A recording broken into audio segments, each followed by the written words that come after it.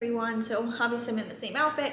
Paxton's asleep, so I'm trying to knock out, these couple of videos so that we're all caught up, and then that I can start posting more fun videos, and not just me talking and doing like a recap.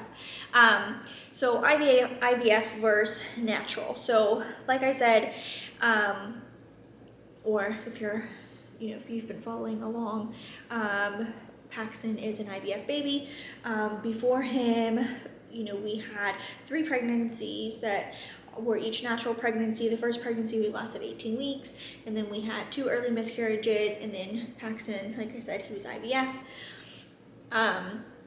So right when Paxton turned 1, we wanted to have another baby, and we kind of had the discussion of, were we going to do IVF or were we going to, do natural? So with our IVF cycle with Paxton, we ended up with 5 embryos. So one of those was obviously Paxton.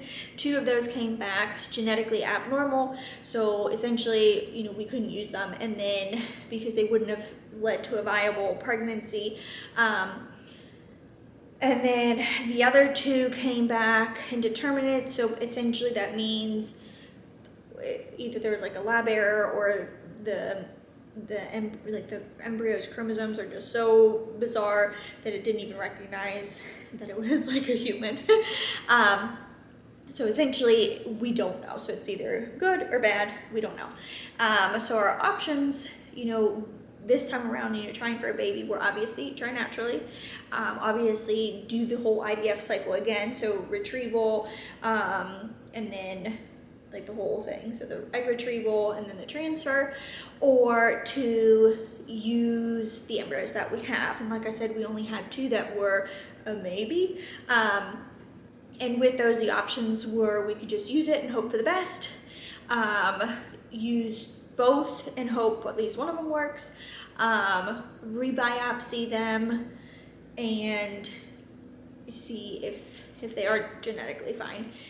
We didn't really feel too great about either of those options. We didn't want to just use it because for us, even though we already had the embryos, even though it's like, we already did 50% of the work, we didn't know if the embryo was good and if it was going to be a viable pregnancy. And because we've had losses, we didn't want to have another loss, and because there is a chance that obviously it could be a bad embryo, we didn't want to go through the hormones and prepping my body and getting it ready for the IVF transfer, and then having it not work.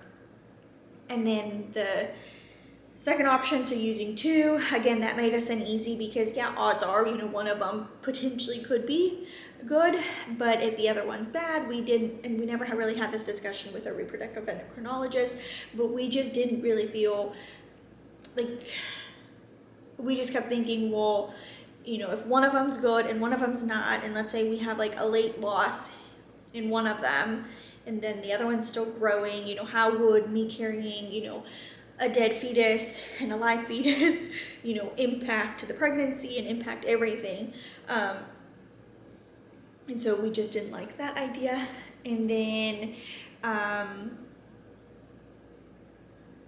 the rebiopsy made us nervous as well because there's always a risk. I mean, it's a tiny little embryo with, there's not many cells yet, and you're again biopsying, so you have to thaw to biopsy and then refreeze, and then whenever it's go time you have to thaw again, and it's just a lot of stress for the embryo.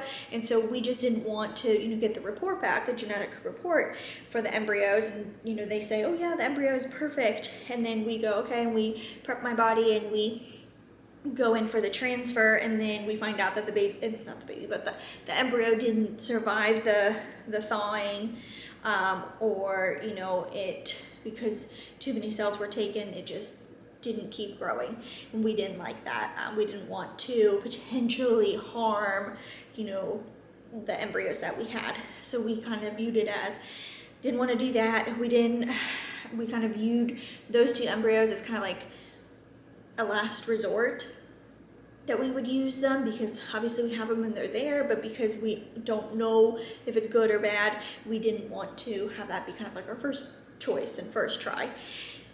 And then we didn't want to do the whole IVF again, just because, I mean, it is very expensive, so that's reason number one. And then two, because we did move, you know, traveling to and from Charlotte would have been a 4-hour round trip, and that's a lot. And if you've done IVF, especially during the egg retrieval, you have to go every other day. So it would have been a lot of driving, and with a 2-year-old with Paxton, it just really wouldn't have been good for him to be sitting in the car for 4 hours a day, and then the doctor's office, and it just didn't work. And then Ari couldn't have just taken off.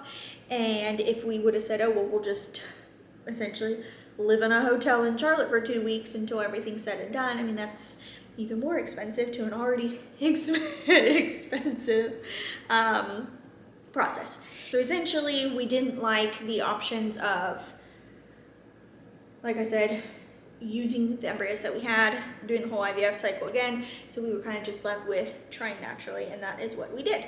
And then I'll have another quick video of kind of our trying natural process and how we did and how we got to this pregnancy. So stay tuned for that, and I will talk to you guys soon.